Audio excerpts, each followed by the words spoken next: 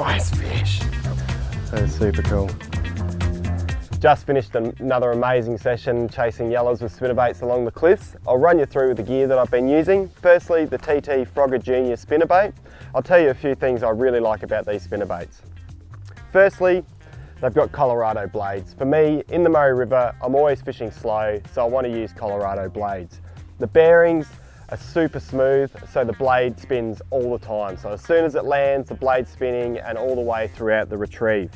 I really like the size of these spinnerbaits. They're a nice compact size, they cast very well, and the 1/2 ounce weight is perfect for fishing waters, say 1 to 3 or 4 meters of water, which you're going to find your golden perch in typically. There he is, right off the tip of that stick there. He just absolutely whacked that spinnerbait. So colours for me fall into 2 groups. So I like light and dark colours. So I'll have a selection of both. I've been having great success on red and black. And red and black is just such a good Callop colour, or yellow belly colour, depends on where you come from. Other colours that I really like are the purple, and I've done very well on this Tutti Frutti colour as well. So the outfit that I've been casting the spinnerbaits with is an Okuma Helios TCS, and that's matched to an Okuma Cerros 4 to 8 kilo 6'6" rod. It's a perfect length for casting the edges, and I find it's beautiful in the boat, but it's also as effective on the bank as well. My reel is loaded with 20-pound Platypus Braid, and it's also got a 30-pound Platypus Fluorocarbon leader.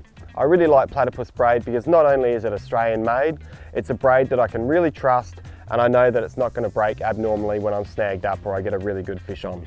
So my leader is simply a rod length long. It's attached with an FG knot.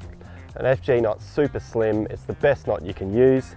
And I attach my spinnerbaits with a simple 4-turn uni knot because it's a very simple but very strong knot to use. So the method of fishing a spinnerbait is very, very simple. Cast at your target, let it sink all the way to the bottom, and then just slowly roll it back. I think with a spinnerbait, it's super important to have your blades working the entire time. So cast your spinnerbait out, as soon as it hits the water, give it a pull, and that'll get those blades working as the lure's sinking, because about 25% of your bites will be as that spinnerbait sinking to the bottom. Once it hits to the bottom, give it a whack, and that'll get those blades kicked into gear, and then you can slowly roll it back to the boat. The speed that you want to wind is just fast enough that you can feel those blades pulsing along, and that's perfect for the fish.